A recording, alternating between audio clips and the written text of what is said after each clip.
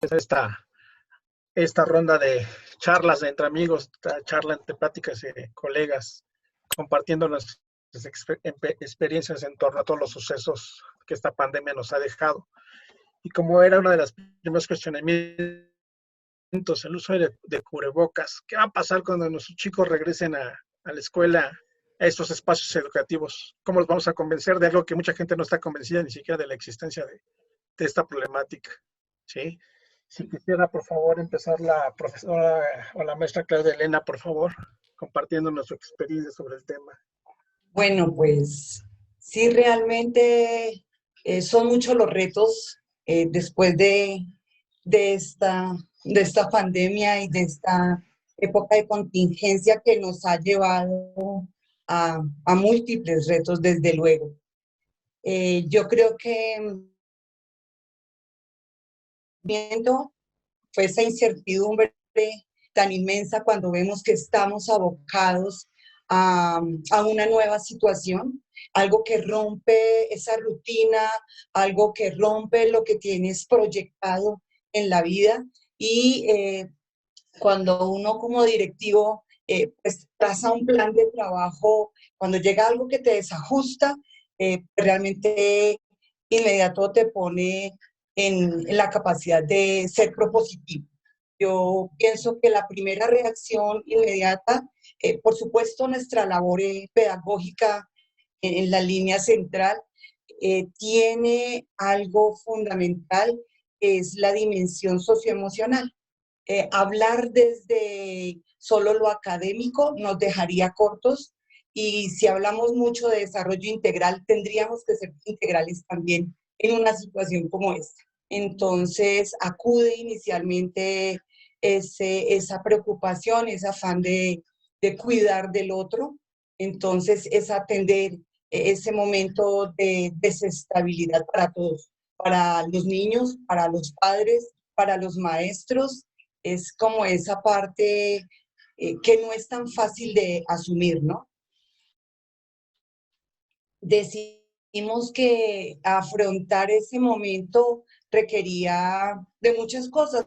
A veces, no sé si les pase a ustedes, tú estás en algún punto del colegio y alguien te dice, Cordy, tú que sabes todo, ¿qué pasa si tal cosa? ¿No? Entonces, uno como que siempre busca la respuesta y te sientes en esa situación de reto de ¿qué respondo ahora? ¿Cómo apoyo a mis maestros? ¿Cómo apoyo a mis estudiantes? ¿Cómo apoyo a los padres de familia?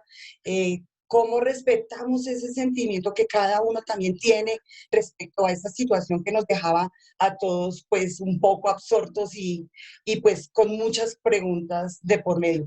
Y como tú dices, Roberto, esa duda, ¿no? ¿Esto sí será cierto? ¿Qué tan cierto es? ¿Qué tanto me puede afectar? ¿O de verdad solo puedo saludar con el codo? ¡Qué exageración! ¿O realmente hasta dónde van las cosas, no? Y entonces sufrimos todos un proceso desde esa incertidumbre, las propuestas, empezar a implementar muchas cosas, pero ir creciendo en esa capacidad de asumir el reto desde nuestras competencias.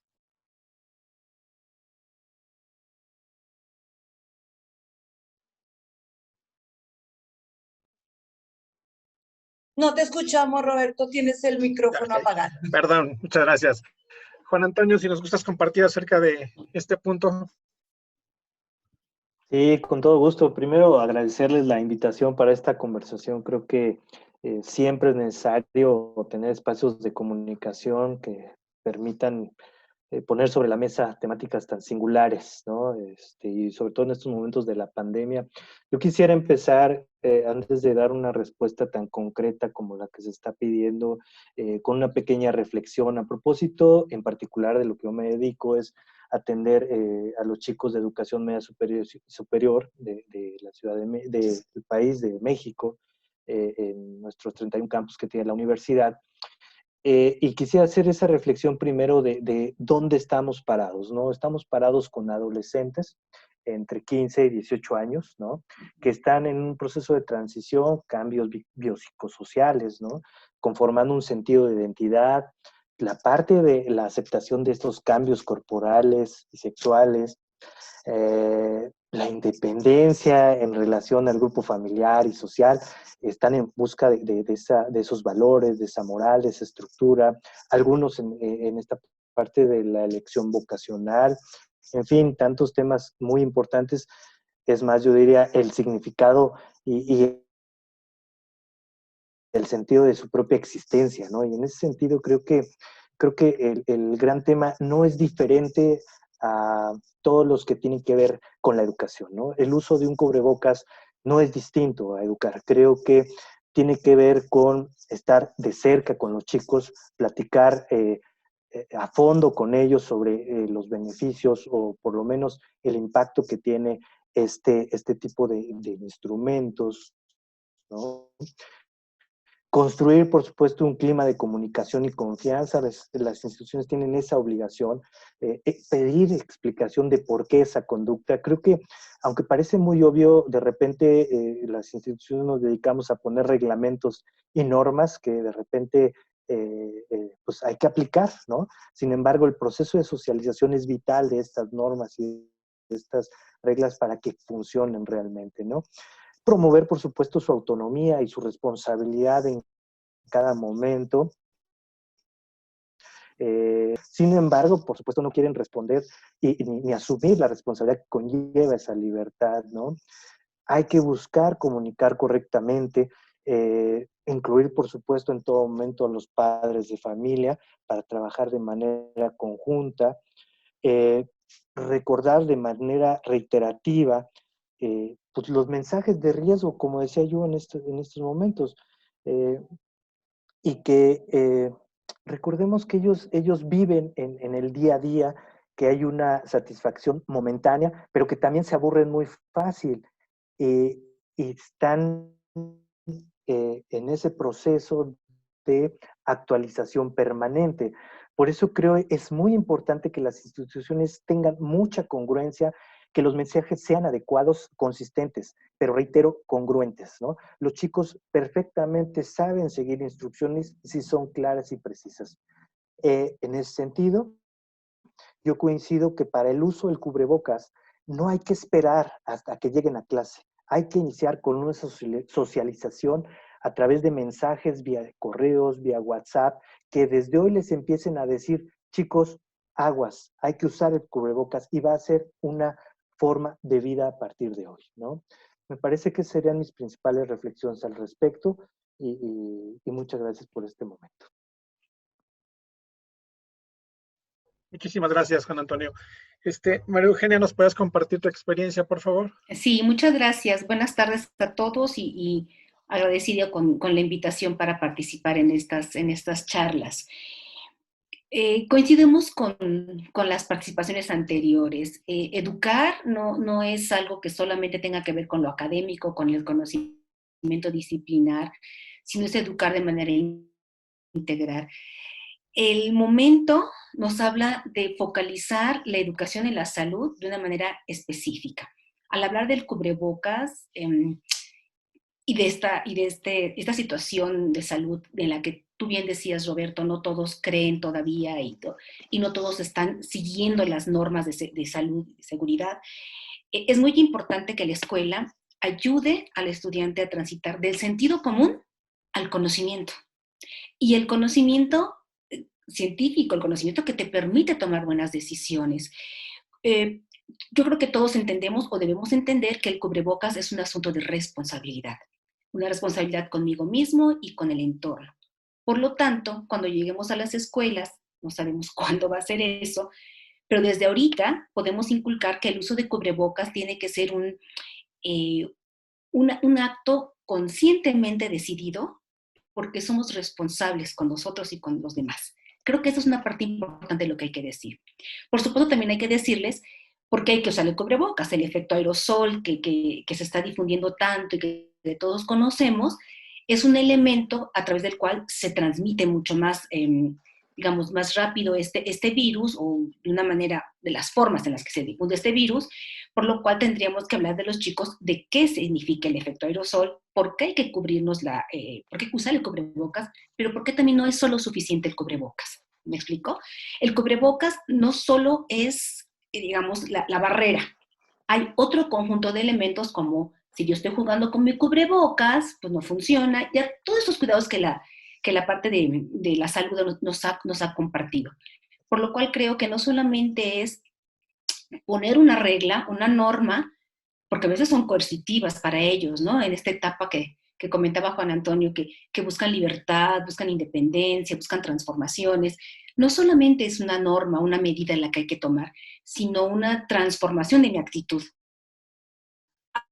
hacia el uso del cubrebocas y hacia otras medidas de salud.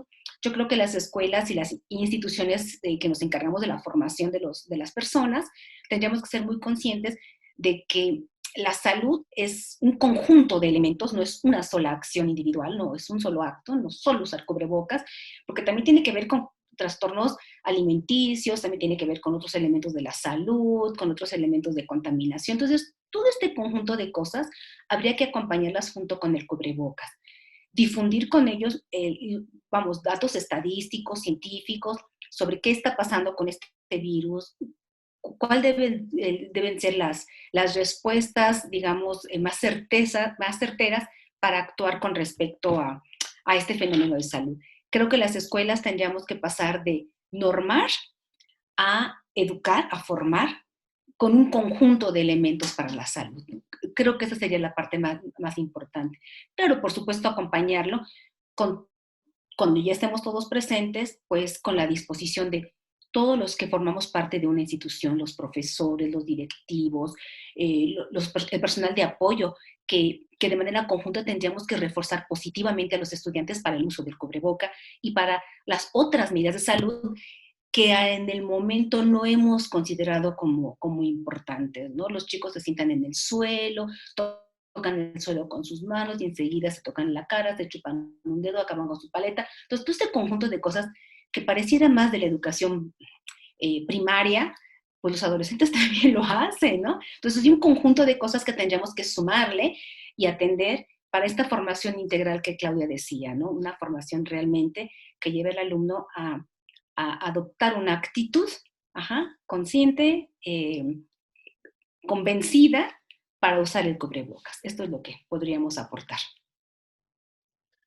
Muchas gracias, María Eugenia. Javier, ¿nos puedes compartir algo acerca del tema, por favor?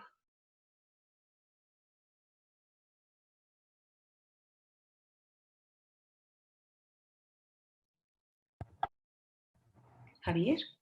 Primero que nada, pues buenas tardes. Una disculpa por haberme conectado un poquito tarde, pero tuve un problema con el asunto del horario. Me dijeron a las 3 de la tarde, pero hora de Tijuana, no sabía si era hora de Tijuana o era hora de México, pero parece ser que era hora de Tijuana y acá son 2 horas de diferencia, de tal manera que yo me conecté a la 1 de la tarde. Pero no había nadie, obviamente, ¿no? Pensé que no se iba a hacer la reunión.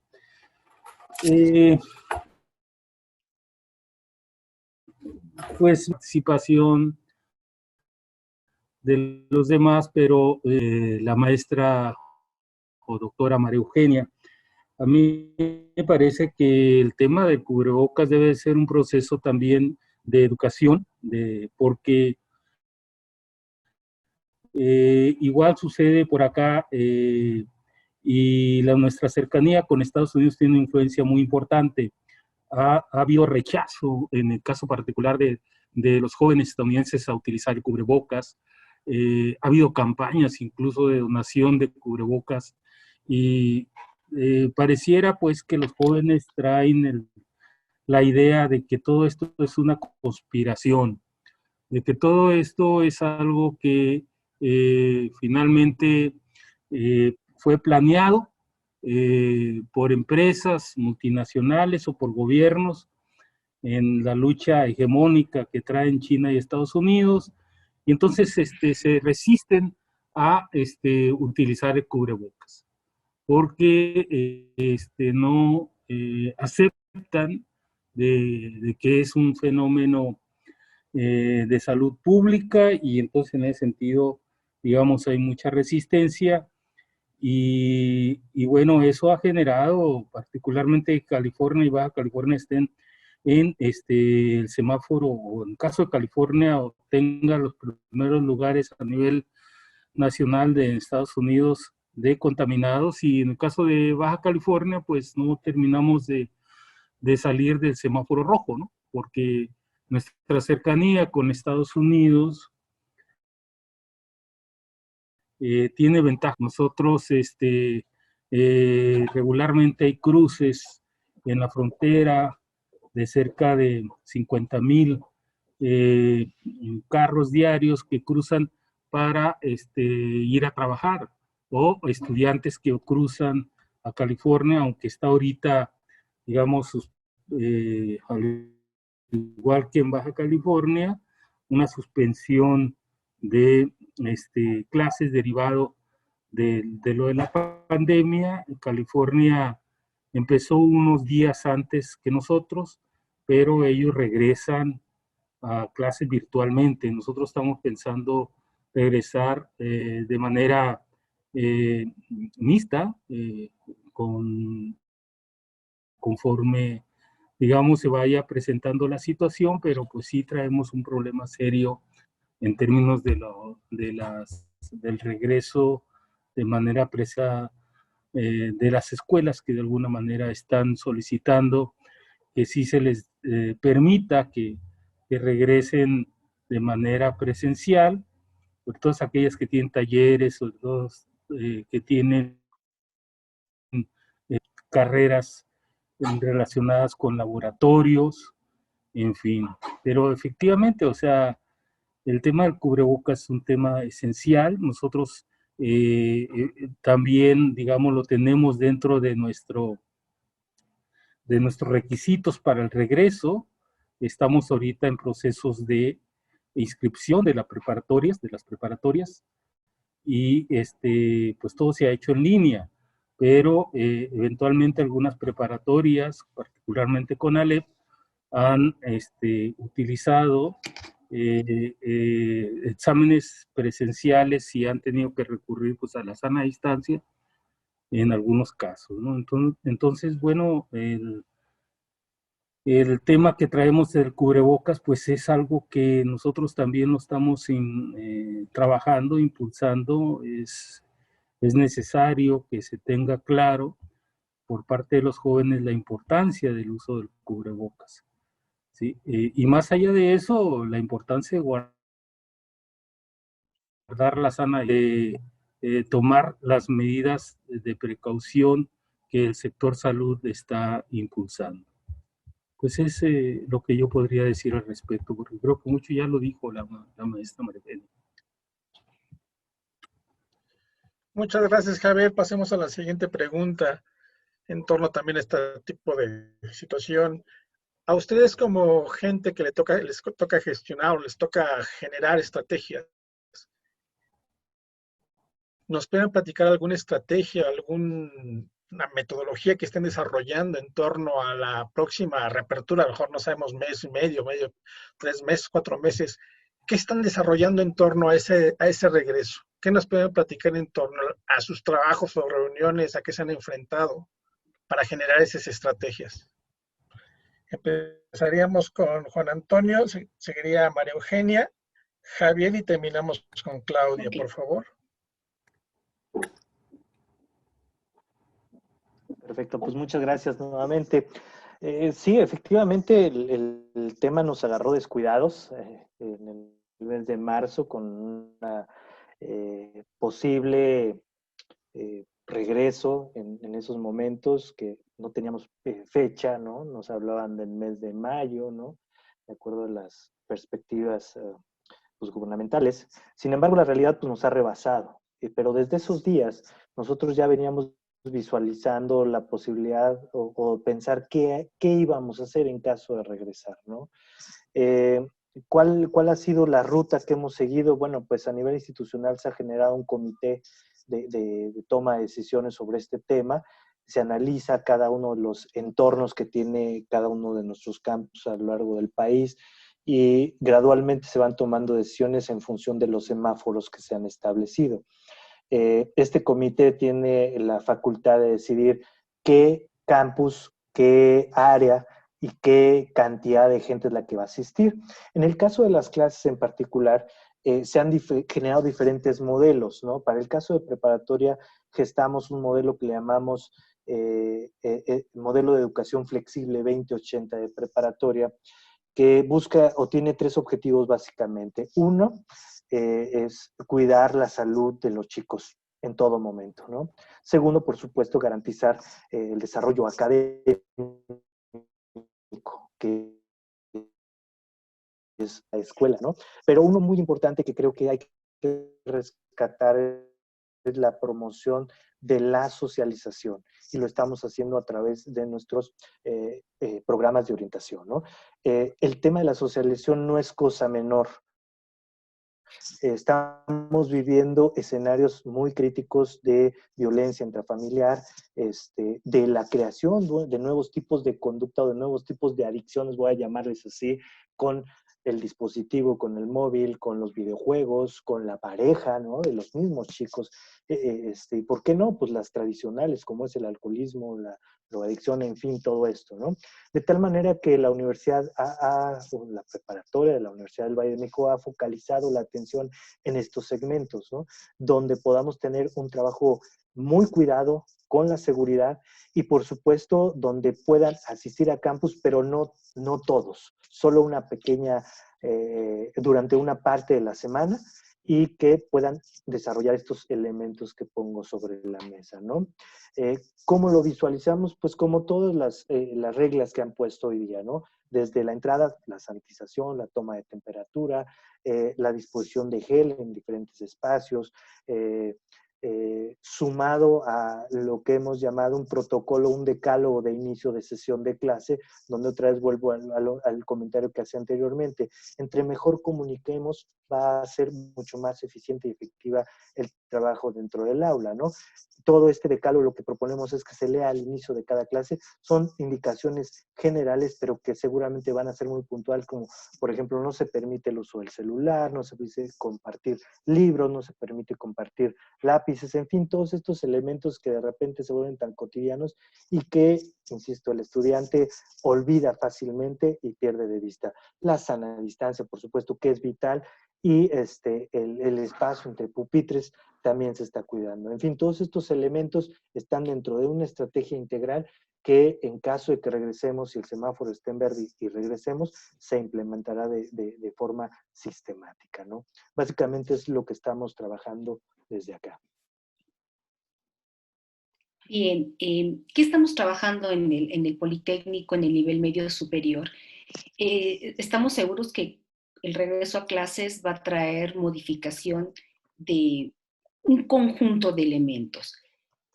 En cuestiones de salud, creo que todas las escuelas vamos a tomar medidas de sanitización de los espacios, el registro de ingreso con checar la temperatura, el gel antibacterial, definir nuevas rutas de acceso y de evacuación de la escuela para evitar que haya aglomeraciones. Se van a reorganizar los espacios físicos, las aulas. Ya se ha comunicado a los maestros hace un par de semanas cuál podría haber sido el regreso, porque pensábamos regresar ahora en septiembre físicamente. Ya nos han comunicado que esto no va a ocurrir, pero cuando regresemos es muy probable que sigan reorganizándose los espacios para que solamente o un tercio del grupo llegue a clase o la mitad. Esto varía de acuerdo a la población de cada una de nuestras unidades académicas. Entonces, no van a haber grupos presenciales totales, serán escalonados, los alumnos irán, una sección irá un día, la siguiente semana irá la otra sección, en fin, de tal suerte que no hayan estas aglomeraciones que preocupan mucho en el entorno de la salud. Pero estas medidas, por supuesto, van a generar pues, que toda la comunidad esté involucrada, pero además va a tener que ser como muy cuidada y muy apoyada y reforzada por todos. Esto que decía Juan Antonio, que no se intercambien lápices y que no se presten libros, es algo muy complicado. Nosotros sabemos que eso es muy, muy complicado, pero en la medida de lo posible, a lo mejor poderlo poner en práctica. En el Poli no hemos hablado de un decálogo de esta naturaleza, pero sí en cómo fortalecer estos vínculos entre profesor y estudiantes para que ellos puedan cumplir con estas normas de seguridad y de sanidad que nos están demandando los momentos y los contextos, ¿no? Creemos que la presencia escalonada de estudiantes puede ayudar. Sin embargo, tenemos comunidades de 3,000 o 4,000 estudiantes que el 50% son 1,500, y 1,500 ya es un número muy grande para una sola unidad académica. Pero aún así se están revisando, les digo, cada escuela, cada unidad académica tiene condiciones de equipamiento, de espacios áulicos, de laboratorios, de población, de personal. Entonces, para cada una de estas unidades hay un programa específico que ya se ha estado difundiendo por cada escuela. Cada escuela tiene que cuidar cómo va a distribuir los espacios, cómo van a trabajar los profesores. Por ejemplo, lo que se ha dicho es que los profesores llegarán cuando lleguen a la escuela, cuando lleguemos a la parte presencial, cuando compartamos la presencialidad, solamente van a llegar a sus horas de clase. Los profesores que tienen tiempos completos, no solamente dan clases, sino tienen tiempos de asesoría, de trabajo en cubículo, de trabajo específico, que eso se pide que no se haga, sino solamente se trabaja con las horas frente a grupo, y las otras horas podrán hacerlas desde sus hogares a la distancia, sin necesidad de control de tiempos. Entonces, esta es una medida que se ha implementado en el instituto, por supuesto, valorando el profesionalismo de todos los que colaboran en la institución, porque es necesario apoyar estos espacios para la salud en general, la salud pública. Esto es lo que estamos haciendo en el Instituto Politécnico. Javier. Bueno, desde la Subsecretaría de Educación Media y Superior en Baja California, nosotros lo que hemos hecho, primero, bueno, como bien nos señalan, y al igual que todos, esto nos llegó de sorpresa, y bueno, a partir del 16 de marzo, porque ya comenté que en el caso de California fue el 12 de marzo, a partir del 16 de marzo nosotros dejamos de tener clases. Y eso, bueno, implicó el que fuéramos desarrollando una serie de acciones, como todos a nivel nacional, siguiendo las indicaciones que la Secretaría de Educación Pública estableció, y otras que nosotros fuimos desarrollando en el transcurso de estos meses pasados. Fue ponernos en contacto con las instituciones tanto privadas como públicas de educación superior y el sector salud para echar a andar un programa que le llamamos psicomedicina. Este programa de psicomedicina fue un programa que tiene la intención de darle información a la población abierta sobre el tema de la pandemia, ya que no había suficiente información de parte del sector salud. Entonces, mucha gente pues andaba angustiada, confundida, no se sabía qué estaba pasando. Tuvimos, digamos, que desarrollar una serie de acciones, entre otras, con una alianza estratégica con la UABC, que es la institución más fuerte del Estado, con los institutos tecnológicos de México, con los 3 que tenemos en el Estado, con una universidad privada que se llama Xochicalco, que tiene medicina y psicología, con la UTT, la Universidad Tecnológica de Tijuana, la Secretaría de Salud y la Secretaría de Educación, y establecimos pues 10 salas de atención en los centros educativos, en donde se dio información para personas que manifestaban tener síntomas. Entonces, para eso hablamos con los jóvenes que estaban haciendo servicio social de medicina y de psicología, y también se dio orientación psicológica. En los 3 meses que funcionó el programa, tuvimos alrededor de 7, 8 mil atenciones directas. Ahorita el programa va a ir a otra fase relacionada particularmente con el tema de la salud. Entonces, como lo ha planteado a nivel nacional la Secretaría de Educación Pública, nosotros tenemos un organismo que deben de tener también en todos los estados, que se llama Comisión Estatal para la Educación Media Superior. Con esta comisión trabajamos muy de la mano.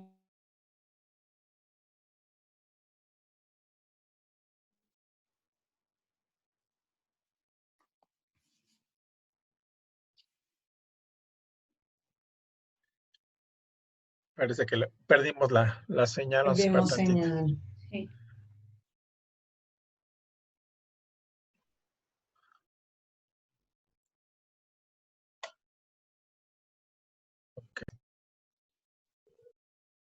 Bueno, yo creo que continuamos contigo, Claudia, por favor. Ok. En lo que... Bueno, pues yo aquí escuchándolos ya veo que todos están ubicados en México, ¿no? Yo soy la única colombiana. Qué alegría, por supuesto, poder compartir con ustedes la experiencia. Estábamos en momentos diferentes del año escolar. Nosotros prácticamente iniciábamos el año escolar, por eso les hablaba como de todos esos procesos que uno tiene allí previstos. Efectivamente, en este momento se ha hablado del retorno a la escuela, al colegio, con alternancia, ¿no? Que es más o menos lo que ustedes han hablado que se haría allí en México. También se habló o se ha hablado acá en Bogotá, es que regresemos por grupos. Y por supuesto, los primeros grupos que regresarían serían nuestros chicos de 10º y 11º, que es el grupo de media en las instituciones educativas aquí en Bogotá. Sin embargo, sí la condición es bastante delicada.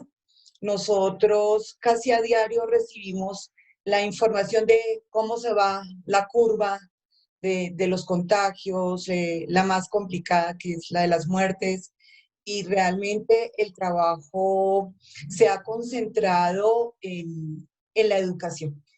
En la educación y en esa tarea que tenemos los maestros, que en no ocuparnos tan solo de los jóvenes o de los niños. Yo tengo la dicha de trabajar con los niños desde los más pequeños. Yo soy coordinadora en una jornada, en la jornada de la mañana, y tengo desde los más pequeños de 4 añitos hasta mis viejitos, les digo, de 11, de grado 11, que son los que están ya para salir a institución de educación superior. Y lo que tú ves es que el trabajo no es solo con ellos, sino con la familia. Totalmente aplicable en nuestro proyecto educativo institucional que se llama Toma de Conciencia, y va en ese ejercicio, ¿no? Por un lado, la línea de lo académico, por supuesto, de la estrategia didáctica, de la parte pedagógica, cómo hemos tenido que adaptarnos a esta nueva situación, pero también por el otro lado, como les decía en mi primera intervención, la parte socioemocional. ¿Cómo apoyas a la familia y cómo trabajas con los niños, las niñas y los jóvenes? Cada uno en su particularidad y en su necesidad. Por supuesto, el apoyo, como decía Juan Antonio allí, de otras instancias, por ejemplo, nuestras orientadoras han sido fundamentales. el trabajo de orientación escolar, el acompañamiento. Efectivamente, hemos establecido unos protocolos para hacer el seguimiento a las familias, para saber que nuestros niños, pues cómo van evolucionando en el proceso. Entonces, hacemos reuniones semanales con el equipo de docentes de ciclos. Nosotros trabajamos los ciclos. Entonces, hacemos la reunión y en la reunión los profesores nos cuentan cómo va la comunicación con sus chicos. Además, eso fue toda una tarea, porque nosotros salimos el viernes 13 de marzo sin saber que no regresaríamos. Entonces, todos los documentos, los números telefónicos, todos los contactos están allá. Pero desde acá, cada maestro, con un trabajo de verdad titánico, les digo yo, ha reconstruido toda la información, se ha acercado a las familias, se han utilizado todos los medios posibles y en este momento tenemos, por ejemplo, comunicación con más del 95% de nuestras familias y avanzamos en esa tarea, la tarea del apoyo, la tarea del seguimiento. Por supuesto, en un comienzo no conocíamos mucho, no habían muchos casos de COVID-19 en nuestra comunidad, pero lamentablemente con el paso del tiempo, la reiniciación de algunas actividades a nivel laboral, pues ha llevado a que ya tengamos reportes entre los estudiantes, gracias a Dios, digo yo, mínimos, muy pocos. En mi jornada estamos hablando más o menos de 562 estudiantes que tengo en mi jornada, estamos hablando de 3 casos de estudiantes. Los otros han sido casos de familia, pero dentro del protocolo siempre atendemos no solo al niño, sino a la familia o al estudiante, sino a la familia que convive en el mismo espacio con él. Desde allí tratamos de hacer como un ejercicio de formación, de orientación, de toma de conciencia en la ética del cuidado, que es uno de los programas como bandera que tenemos, y es cómo podemos generar esos ambientes seguros en nuestros estudiantes. Entonces, como en este momento no tenemos determinado el regreso al colegio, sí ir avanzando en ese proceso que se requeriría en el momento que tengamos que afrontar un regreso. El temor es bastante grande, el debate también ha sido grande. Yo creo que ustedes han escuchado allá en México pues, las diversas posiciones que hay en este momento, pero pues sobre todas las cosas está el bienestar de los jóvenes, de los niños y de sus familias, ¿no? Entonces, todas las acciones que nosotros podamos construir con una muy buena base, desde la formación, desde la información, eso nos permitirá en algún momento, cuando sea prudente, regresar al aula de una manera organizada, con unos protocolos claros, pero sobre todo con un apoyo de la familia, el colegio y otras instancias, ¿no?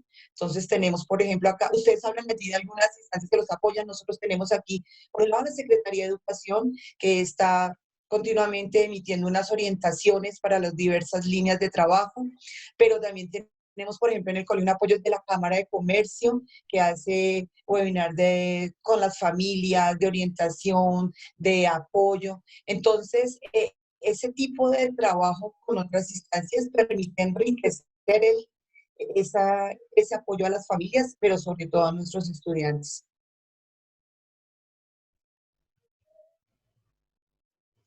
Muchas gracias. Javier, ¿quisieras concluir lo que estabas? Javier.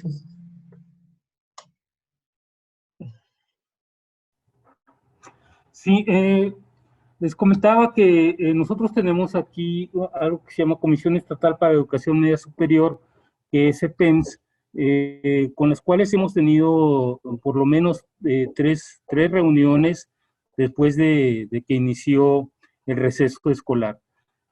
Ahí se han tomado las medidas correspondientes en relación a qué hacer, cómo digamos, coordinar las acciones, aunque son diferentes subsistemas, pero se ha logrado que se establezcan, digamos, criterios más o menos comunes.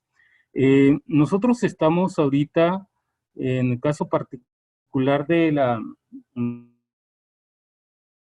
de las prepas, pues preparados para regresar el 21 de septiembre. Ese es lo que ha establecido la Secretaría de Educación respecto a educación media.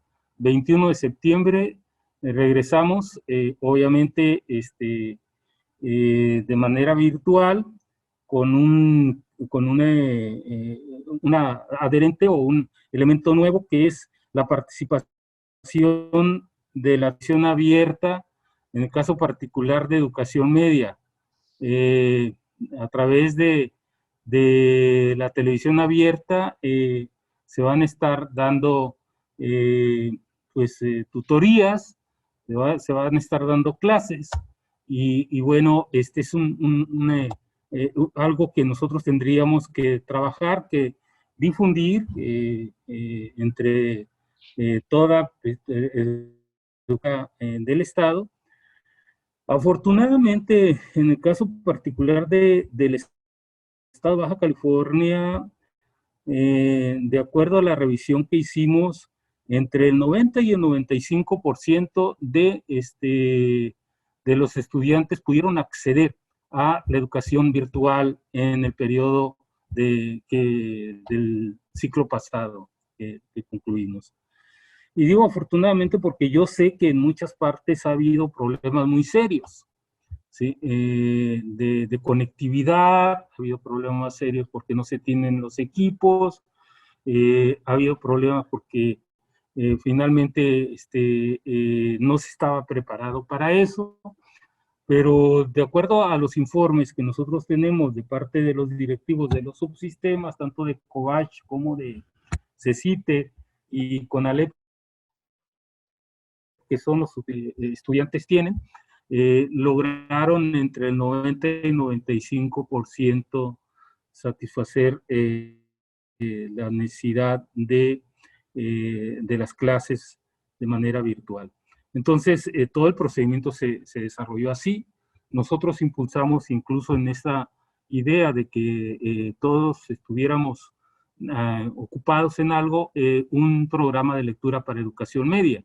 Se diseñó acá, se instrumentó y se hicieron también los protocolos para que de alguna manera se garantizara que los chicos leyeran cuando menos un libro por mes. Fueron 2 meses realmente, ¿no? Pero entonces sí garantizamos que se leyera 2 libros, que bueno, nosotros dispusimos los libros, los subimos a la plataforma, creamos una plataforma expresamente para eso, en fin, fue parte de lo que hicimos, y ahora nosotros tenemos programada una reunión para el 2 de septiembre de la Comisión Estatal de Educación Media Superior para ver el tema de las inscripciones, porque traemos ahí un proceso, yo creo que también ustedes lo van a vivir, de migración de educación privada a educación pública. Ese es un tema que nosotros estamos viendo, digamos, con cierta preocupación, porque regularmente en ciclos pasados migraban a educación pública alrededor del 10%, del 15%, cuando mucho tuvimos el 18%. Hoy tenemos más del 40% de migración de educación privada a educación pública. Esto en educación media. Lo mismo está sucediendo para educación superior. Pero también estamos viendo el fenómeno de la deserción. Entonces estamos atendiendo también el tema. Queremos ver ahora, después de las inscripciones, cuántos de los chicos se inscribieron para hacer el examen y cuántos lo hicieron, porque realmente vamos a tener también, digamos, un aumento de la deserción de los chicos que van a estudiar preparatoria. Estamos viendo qué vamos a hacer al respecto.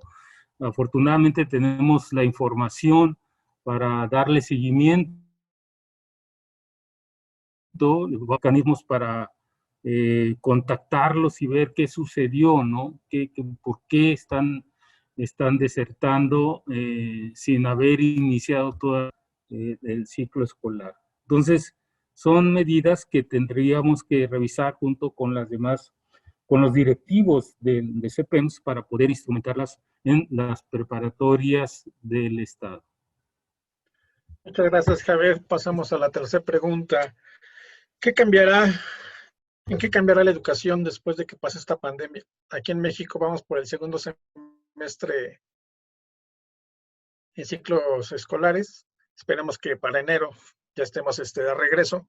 ¿En qué cambiará? ¿Qué cambiará la educación? ¿En qué cambiará la parte de la docencia bajo la visión de su gestión de como administradores de educación?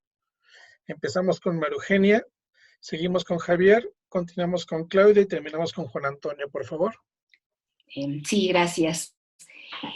Pues yo creo que la educación está cambiando, pero definitivamente, ¿qué cambiará? Cualquiera que sean los cambios que se cuajen, deberán garantizar que ningún estudiante deje de ejercer su derecho a la educación y que pueda seguir estudiando. Creo que lo que tiene que cambiar es no pensar en que el uso de la tecnología o el uso de las nuevas modalidades separe más la brecha entre quienes estudian y quienes no estudian. Creo que cualquiera que sea el modelo o las decisiones que se tomen en educación o el rumbo que tome la educación, deberá de garantizar de veras que todos los jóvenes puedan conservar ese derecho de la educación. Esto creo que debe ser un primer punto que tendríamos que pensar. Lo que cambiará es que las escuelas ya no van a ser las mismas. Los modelos seguramente ya se están construyendo como mixtos, porque ahorita tuvimos que lanzarnos de una manera rápida y emergente hacia el uso de muchas herramientas que no conocíamos o no dominábamos. Entonces, ahora creo que ya aprendiendo un poco sobre estas nuevas modalidades de trabajo a distancia, lo síncrono, lo asíncrono, la modalidad que va de manera inmediata, me parece, que va a empezar a trabajarse, es la modalidad mixta o híbrida que algunos han comentado, ¿no? Creo que ese es uno de los primeros puntos que se tendría que trabajar. Tendría que pensar en cambiarse hacia modelos más flexibles, abiertos, pero también abiertos a las necesidades de los estudiantes. Generalmente, perdón, cuando hablamos de diseñar un currículum y planear un currículum, lo pensamos en el contexto global de la sociedad, de las necesidades profesionales, del contenido de estudios superiores, pero también creo que tenemos que pensar en que ahora los contextos nos han llevado a repensar proyectos, propuestas y necesidades individuales. Hace un rato se comentaba, en las familias, en las casas, se están viviendo dinámicas probablemente complejas, dinámicas probablemente limitadas en cuanto a los estímulos, en cuanto a los recursos, Entonces, todo este conjunto de cosas tendría que hacernos mirar a quién es nuestro, digamos, usuario final, nuestro beneficiario final, que es el estudiante. ¿Cuáles son sus necesidades? Tendríamos que trabajar más hacia el autoaprendizaje, reconocer más el aprendizaje que le han llamado el aprendizaje invisible, reconocer que los estudiantes aprenden y aprenden con diferentes medios, de diferentes formas, diferentes cosas. Entonces, creo que abrirnos en este concepto, flexibilizar nuestra visión sobre qué es el aprendizaje en cuanto a cómo se construye, cuáles son las necesidades y los motores que llevan al alumno a aprender tal o cual cosa, sería como mucho más enfático en este momento. Ya nos dimos cuenta que el acceso a la información no solo depende de lo que el maestro te enseña en clase, eso sí ya nos dimos cuenta desde hace mucho, pero quienes no lo querían reconocer ahora ya tuvieron que reconocerlo, ¿no? El acceso a la información es algo que ya está de manera libre, está abierto a través de todos los medios que conocemos, pero que entonces tendríamos que pensar en cómo inducir al estudiante o cómo modelar en los estudiantes esta búsqueda de selección de información, pero sobre todo cómo hacerla de una manera analítica y crítica que le permita construir y que le permita generar nuevos conocimientos, desarrollar nuevos proyectos o atender ciertos problemas. Por supuesto, la escuela ahora yo creo que ya no se podrá ver sin tecnologías. Las tecnologías también nos han dado aprendizajes a todos, profesores, directivos. Hemos aprendido que las tecnologías es algo que ya no puede evitarse. Si ya se estaban trabajando muchos programas de educación virtual, del uso de diferentes medios, ya había muchas aulas de cómputo en las escuelas, incluso los estudiantes ya llevaban o ya llevan sus propios dispositivos a las escuelas, bueno, no en todos los sectores sociales, pero ya se empieza a ver con más frecuencia esto.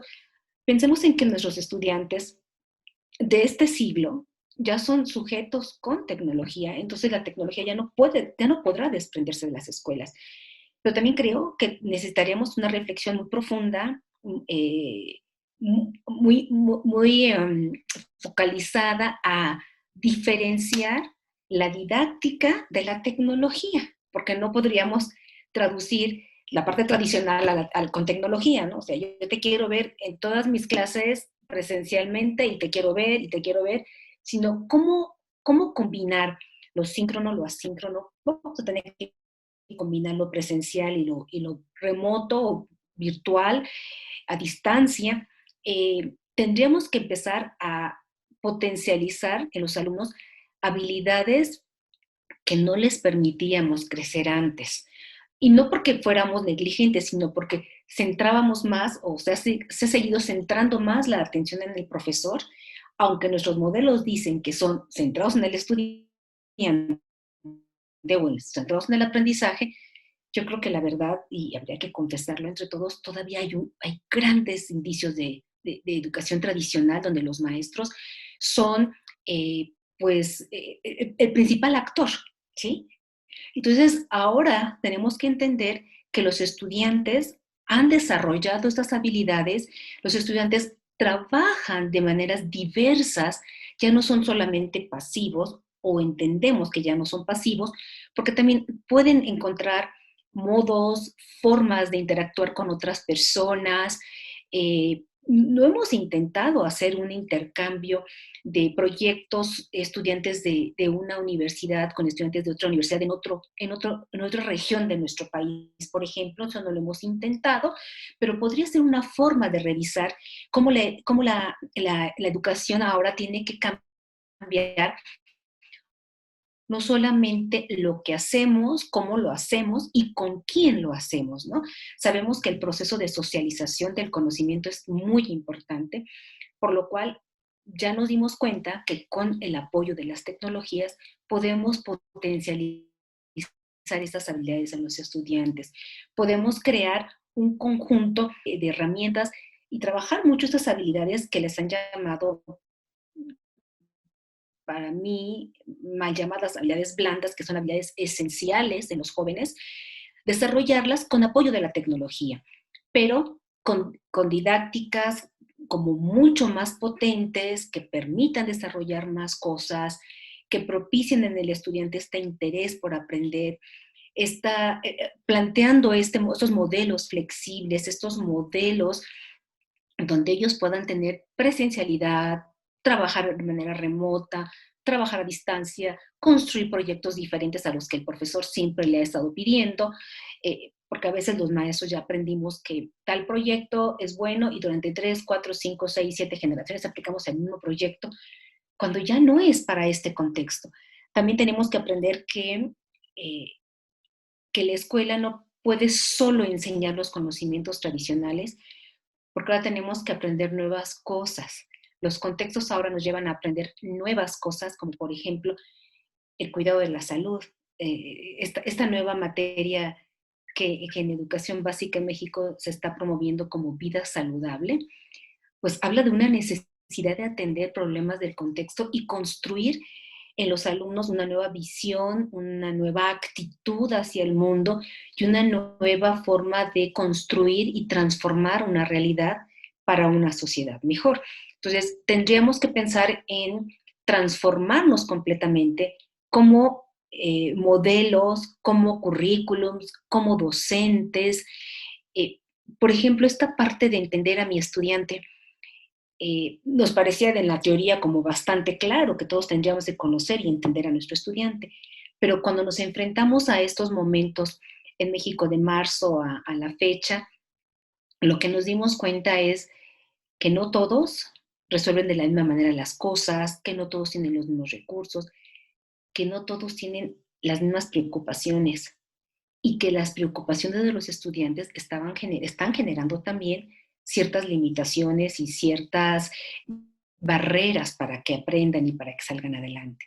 Que el maestro tenga una cercanía con la persona, no solamente como mi estudiante con un número de boleta o con un apellido específico, sino con la persona, con nuevas formas de comunicación, porque ahora hay que comunicarnos con los estudiantes de muchas más otras formas que las que tradicionalmente usábamos. Ahora los estudiantes que no tuvieron oportunidad de tener una computadora para trabajar, tuvimos que mandarles mensajes por WhatsApp, algunos profesores tuvieron que hacer algunas llamadas telefónicas, tuvieron que recurrir a muchos medios, pero para tener siempre al estudiante cerca y decirle qué tan importantes son ellos para nosotros y qué tan importantes para nosotros su formación. Entonces, todos estos componentes, nada, nos llevan a pensar en que la escuela está cambiando, la escuela va a cambiar, pero tiene que cambiar radicalmente.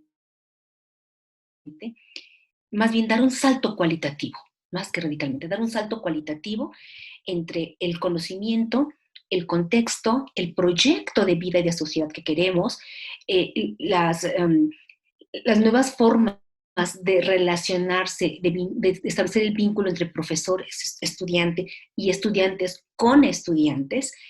Principalmente los alumnos hacen tareas solo con su compañero de equipo o con su compañero de al lado. No, yo creo que ahora podemos cambiarlo y podemos movilizarnos de otra manera apoyado con las herramientas tecnológicas. Si pudiera como sintetizar un poquito lo que acabo de decir, es que cambiamos, ya estamos cambiando y que lo que hay que cambiar es fortalecer nuestro manejo de tecnologías para los modelos, construir modelos más flexibles que atiendan a las necesidades de los estudiantes, fortalecer más lo que es el autoaprendizaje, valorar los aprendizajes propios de cada alumno, independientemente del área o el contexto al que se sea, revalorar a nuestros estudiantes para trabajar a partir de sus necesidades y de sus intereses. Creo que esto es lo que podríamos estar definiendo para la escuela digamos, en el tiempo más corto, porque ya en algún momento tendremos que regresar. Muchas gracias, Javier, por favor. Sí, la verdad, no sé si va a haber un cambio. Yo soy un pesimista crítico en relación al asunto del cambio. Yo creo que hay que reconocer que en los 30 años de la presencia de la escuela neoliberal en México, las cosas no tan fácilmente pueden cambiarse, porque no tan fácilmente nos podemos quitar el chip y ponernos otro. O sea, estamos usando las tecnologías, pero con la misma lógica con la que veníamos funcionando en el pasado. O sea, no hemos entendido el mensaje que nos da Boaventura de Sousa, que nos dice, el virus trae un mensaje. El virus trae un mensaje. No hemos, de alguna manera, reaccionado al mensaje que nos trae el virus. Y en ese sentido, o sea, los contenidos siguen siendo contenidos que se trabajaban desde hace mucho tiempo, o sea, no ha habido un cambio en ese sentido. Si bien, o sea, la incorporación de lo que es la educación para la salud pudiera ser un elemento, pero me parece que la educación tiene que sufrir un cambio a fondo y que tenemos que, de alguna manera, estar discutiendo sobre el tema de la educación para la vida, no sobre el tema de la educación para el mercado de trabajo. Y todo el tiempo, digamos, en 30 años estuvimos discutiendo el tema de la educación para el mercado de trabajo, ¿sí? Y descuidamos el tema de la educación para la vida.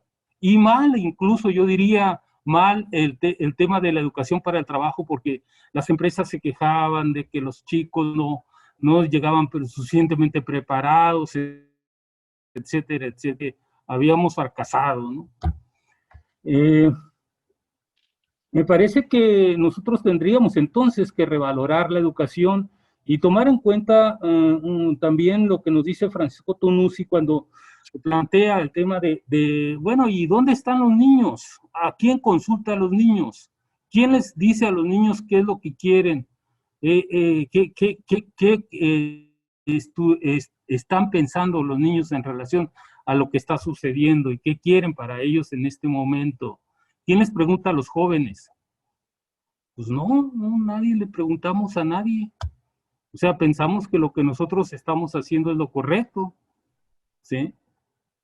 Entonces, en esa parte no hemos cambiado. Y no creo que nos planteemos cambiar, ¿eh? O sea, no creo que este proceso, esto que está sucediendo nos lleve a esa transformación que necesitamos.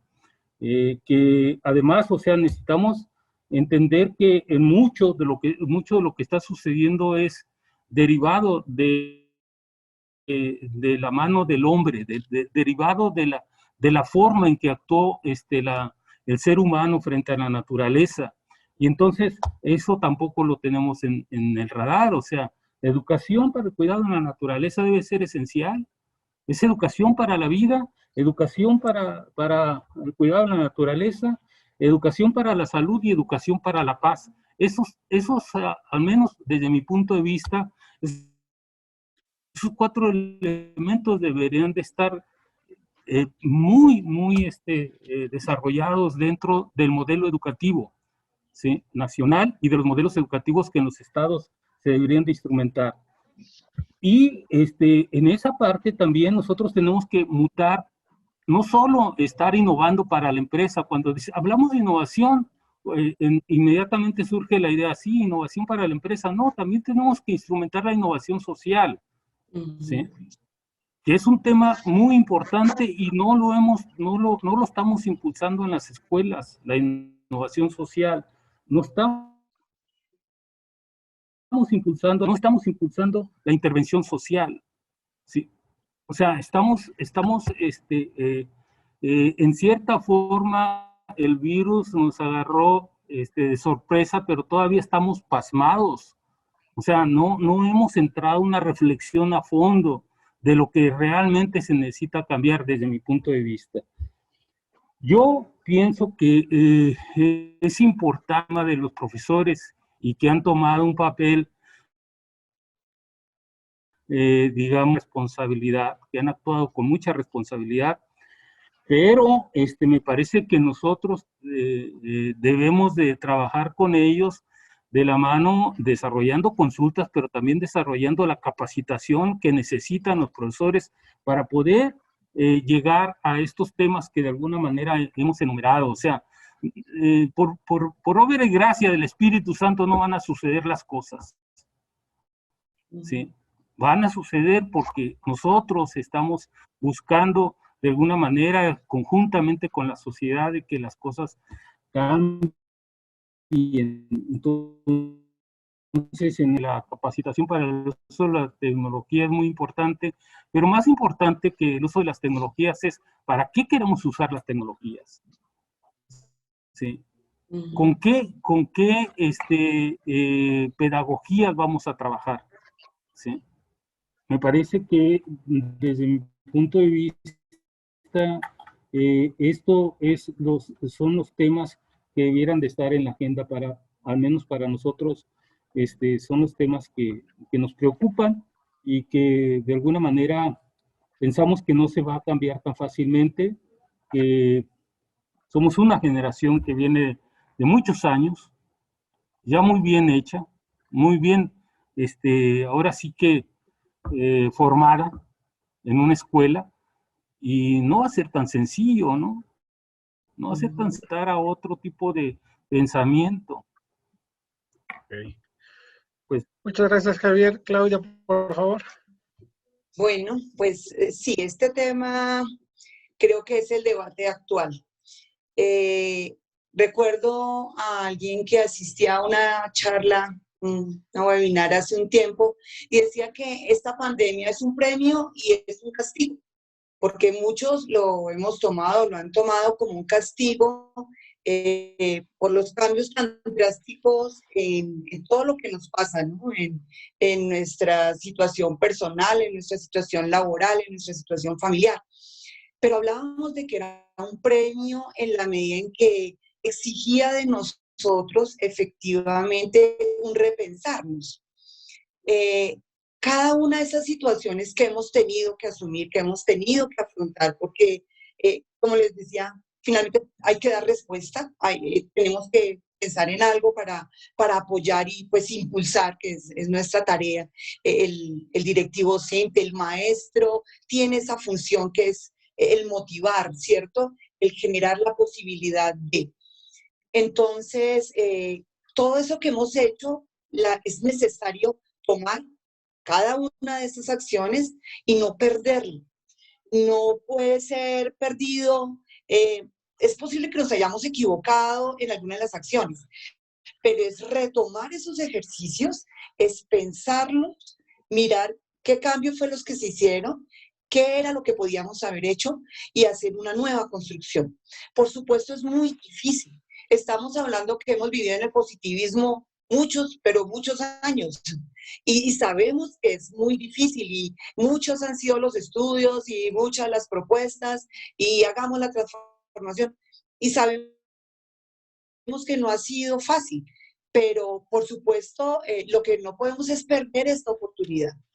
Este es el momento de tomar efectivamente estas situaciones, esta experiencia, pero también todo esto que está sucediendo nos permite construir, hacer una nueva propuesta. Aquí en Colombia nosotros tenemos anualmente un foro educativo y justamente hoy hablábamos con el equipo con el que comparto el liderazgo en la institución, le llamamos el equipo directivo, está el rector, las otras coordinadoras que están conmigo en esa tarea, las orientadoras, y estábamos hablando sobre el foro educativo. Justamente ese foro educativo se llama Transformación Pedagógica, una oportunidad de cambio. Se llama nuestro foro educativo 2020. Y es esa mirada justamente. ¿Qué oportunidad nos genera esta situación? Por supuesto, superar el daño en la parte emocional es fuerte, porque las comunidades se han sentido afectadas, nuestra comunidad educativa ha sufrido muchas cosas. Nosotros somos una comunidad en donde convivimos, por ejemplo, diversas culturas.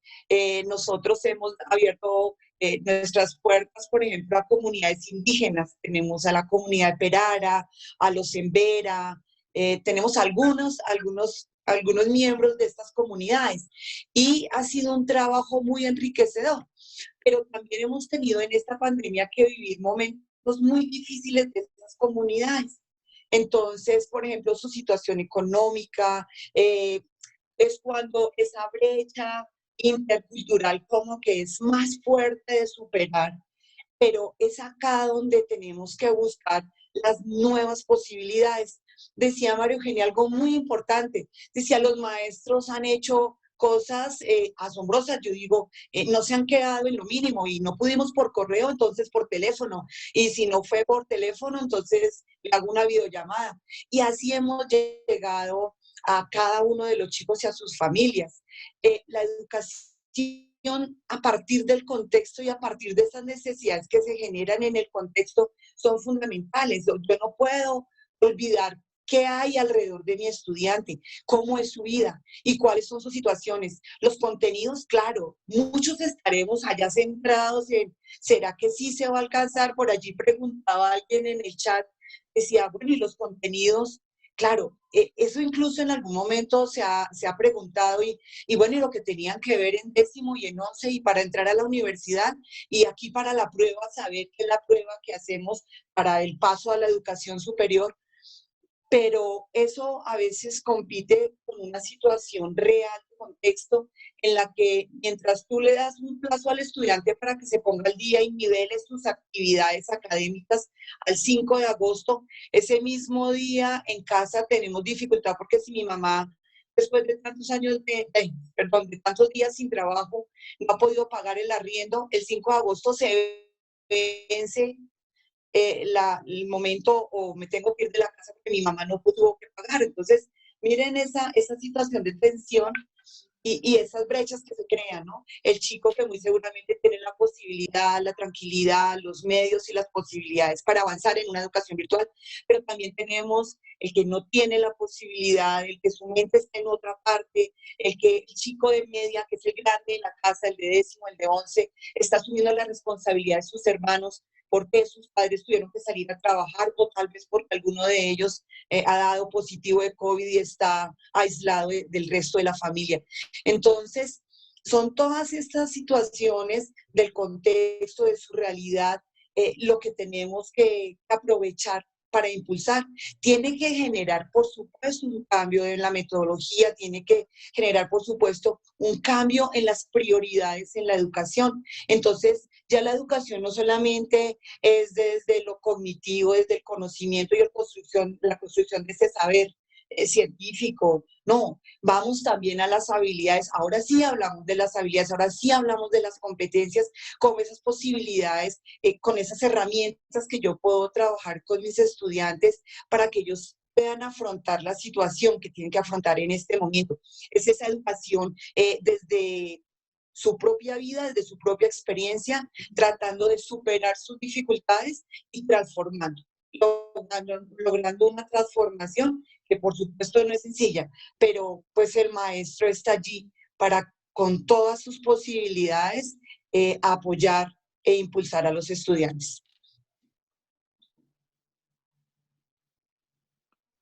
Muchas Pues gracias, Juan Antonio. sí, muchas gracias. Sin redundar mucho sobre lo que acaban de poner sobre la mesa, creo que ningún teórico de la prospectiva visualizó un entorno como el que tenemos hoy, ¿no?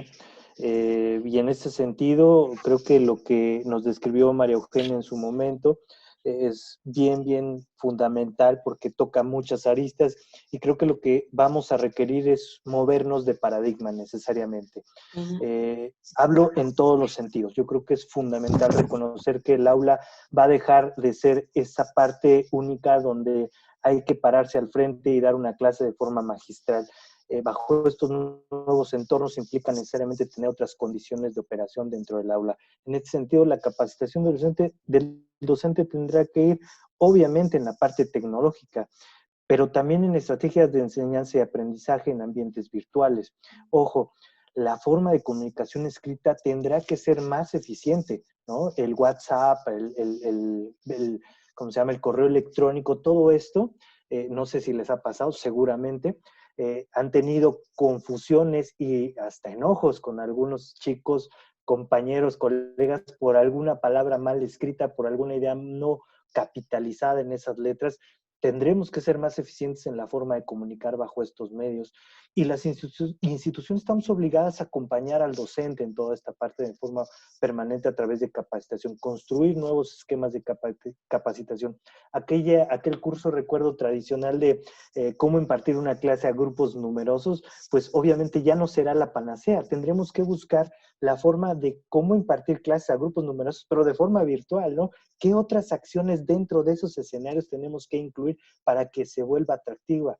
Yo creo que es fundamental reconocer que la deserción es un problema nacional, ¿no? Y que tenemos que afrontarlo, ¿no? Tenemos que, por supuesto, ir contracorriente. ¿Por qué? Pues porque nadie esperaba este escenario, ¿no? Padres de familia, estudiantes, el mismo docente no está abierto a estos escenarios, ¿no? Cuestionan cualquier propuesta, cualquier estrategia, de repente hasta sin sentido, porque espera ver el docente, el padre de familia, el estudiante, lo mismo que ocurre de forma presencial en un modelo virtual, y no es así. Tendremos que reeducar y, decía yo, ir contracorriente y poder, como funcionarios académicos, poder promover esas nuevas visiones de educación y de formación profesional, tanto en el docente como en el estudiante, que hoy día no están en la mesa porque lo único que hicimos fue llevarnos una educación presencial a un modelo en línea, ¿no? Tendremos que adecuarla correctamente. Y finalmente, nuestras autoridades educativas, todos esos, en el caso de las particulares, que nos asignan un registro de validez oficial y que se han negado históricamente en abrir las puertas a la educación virtual, tendrán que ser más flexibles para entender que la educación puede llevarse a estos medios. Tendremos que ir creciendo poco a poco y va a ser muy tortuoso. ¿Cómo veo el futuro? Pues justamente con grandes oportunidades y que nosotros como funcionarios académicos tenemos que ser muy visionarios para no coartar el desarrollo de los chicos. Ellos son tecnológicos, a lo mejor los que tenemos que aprender somos nosotros a manejar estas tecnologías. Y esa gran experiencia que tenemos de identificar qué está bien y qué está mal, entre comillas, ¿no? O qué información es correcta y qué es incorrecta, poder llevarla a ellos para que ellos puedan aprender qué de todo ese escenario que conocen es lo correcto y lo incorrecto, ¿no? En fin, ese sería el comentario. Muchas gracias. Muchas gracias a todos. Vamos a leer un poquito lo que nos comentaron en el chat. Eric Castilla dice una excelente aportación de cada uno de ustedes. Sara Jaramillo, ¿cuál es la expectativa de las instituciones respecto a los contenidos? ¿Qué tanto es posible que en las clases virtuales se cubra la totalidad de los programas de estudio? Tesabel, excelente participación. También promover la formación interprofesional y colaborativa. Tesabel, ¿no sería este foro la oportunidad para proponer cambios? María Guadalupe, gracias por compartir sus reflexiones. ¿Alguien que quisiera dar alguna conclusión? 3 minutos, 2 minutos, acerca de todo lo que partimos en esta sesión. Roberto, yo quisiera, si me permites, un comentario adicional muy breve, Claro. y que creo que también sumaría perfectamente y complementando lo que decía, el tema de la deserción es fundamental, ¿no? Hay que buscar, hay dos factores en México, de acuerdo a la encuesta nacional de deserción. Uno es el económico, por supuesto, y el otro es el interés que se puede tener la educación, ¿no? En estos entornos virtuales ese es el gran reto, cómo hacer atractiva la educación. Ya de forma presencial dijeron, no nos gusta, ¿no? Ahora de forma virtual, ¿cómo vamos a hacer que se vuelva atractiva para ellos? Y el segundo punto que me gustaría rescatar también es la emocionalidad, el estado particular que vive el chico. Creo que no debemos perderlo de vista porque al final del día es clave para que pueda engancharse con los procesos de desarrollo personal. Me parece que esos serían los dos últimos temas que pondría fenomenal. Muchas gracias, Roberto. Gracias, Juan Antonio. Claudia, María Eugenia, Javier, ¿alguna conclusión que nos quisieran compartir? Bueno, si me lo permiten, yo creo que todos los que estamos en el campo educativo y que nos enfrentamos de una manera inesperada a estas cosas, tenemos que hacer una pausa para reflexionar y reflexionar en colectivo también. Mucho se ha dicho de que nuestra profesión es una profesión como muy aislada. Los maestros trabajan en lo individual con su grupo, diseñan un material para su grupo, generan un proyecto para su grupo y en muy pocas ocasiones hacen esto como en comunidad. Y creo que este es un momento importante, un llamado a todos nuestros profesores de todas las regiones para poder abrirnos a este trabajo colaborativo para construir realmente nuevas propuestas, nuevos proyectos en pro de la formación de las personas, que creo que antes que profesionales somos personas y son personas a las que nos estamos, con las que nos estamos comunicando y con quienes estamos trabajando. Y me parece muy importante que esta reflexión no se quede en la inspiración de un rato, sino que lleve a propuestas concretas. Creo que todas las universidades tenemos como compromiso replantear lo que estamos haciendo y replantearlo para mejorar, para cambiar, pero para cambiar mejorando, ¿sí? Esto es una pauta muy importante. Los maestros tenemos que pasar de procesos de formación, digamos, mínima de cómo dar una clase, a una formación realmente sólida que le permita al maestro entender el sentido de su materia o de su unidad encontrarle sentido para la formación de la persona, y si estamos en un modelo donde formamos también para el trabajo, cómo contribuye al trabajo, pero cómo contribuye al entorno. Yo creo que uno de los grandes aprendizajes es que la escuela tiene que pensar que el contexto y los problemas reales son los que nos van a permitir transformar las cosas. Si hablamos de los estudiantes con contenidos abstractos, porque hay que respetar, pues porque hay que respetar, sí, pero ¿cómo respetamos ahora con la pandemia? ¿Cómo somos respetuosos ante este problema de salud que estamos viviendo? ¿O cómo podemos ser justos? ¿O cómo podemos aportar elementos desde nuestros campos de conocimiento para entender el problema que estamos viviendo y mucho más allá de entenderlo, para poder aportar y transformar? Creo que replantearnos el sentido de la educación debe ser un objetivo importantísimo en todas las comunidades de profesores, construir auténticamente comunidades de aprendizaje y vamos, integrar redes de colaboración interinstitucional, con el campo, digamos, laboral, el área profesional, la sociedad en general. La escuela no puede seguir siendo un eje, pero aislado de lo demás. Tiene que estar incorporado, porque este problema de no entender por qué usar un cubreboca o por qué cuidarnos tiene que ver un poco también con lo que hemos formado, con la educación que hemos estado construyendo, pero como sociedad.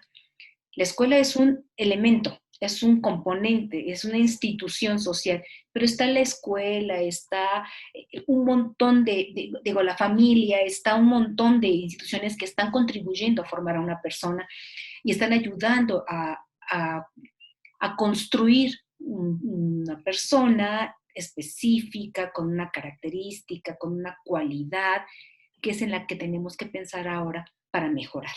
Yo creo que ahora no podríamos dejar de convocar a grupos de trabajo, como ustedes bien lo han hecho, para reflexionar de manera conjunta, para escucharnos desde nuestras posiciones, lo que pensamos, lo que queremos, lo que proponemos, adaptar, compartir, intercomunicarnos para poder avanzar en educación, porque la tarea de transformar la educación no es una tarea fácil, sencilla, ni para unos solos. Creo que es un proyecto que tiene que ser mucho más global, mucho más compartido, y bueno, me parece que todos tendríamos que contribuir. Yo hago desde aquí una llamada, una invitación a profesores, padres de familia, directivos, a la comunidad en general, a que pensemos en en este nuevo compromiso que la educación tiene y la que tendrá que asumir post pandemia, ¿no? Digamos.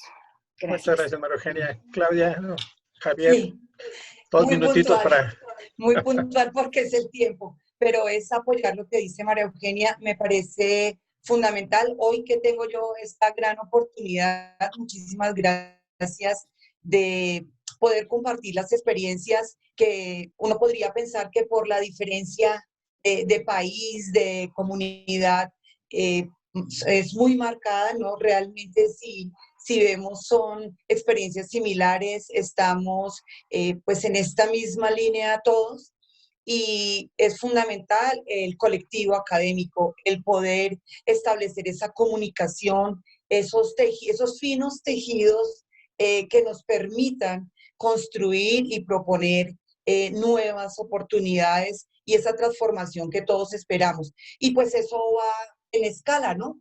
Entonces, comenzar desde nuestras instituciones, entre los maestros de los diversos niveles, porque a veces también es marcada la diferencia entre los maestros de los más pequeños o los más grandes, y desde allí las familias, los estudiantes, lograr realmente que en ese trabajo articulado y conjunto los beneficiados sean nuestros estudiantes. Entonces, sí es un llamado a que mantengamos esta comunicación, esta posibilidad de establecer un trabajo colectivo como maestros que somos. Muchas gracias por habernos invitado.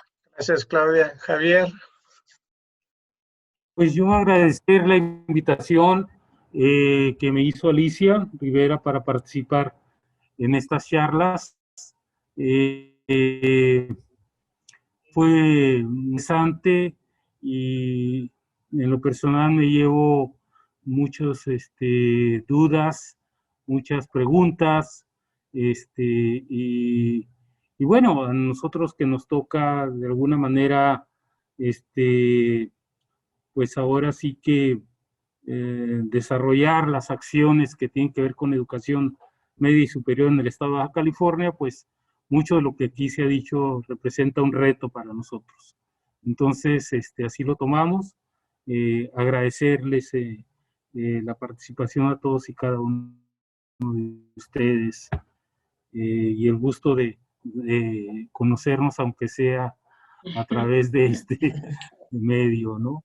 Que es, híjole, ya no sabe uno si es mejor estar en la otra parte de la presencialidad que en esto, ¿no? Pero bueno, en fin, muchas gracias. Muchísimas gracias a todos ustedes, a Javier, a Claudia, a Juan, a María Eugenia por la participación en esta charla que nos deja muchas enseñanzas, muchas reflexiones y mucho trabajo por realizar. Sí. Ojalá nos encontremos en el camino para seguir trabajando. Muchísimas gracias.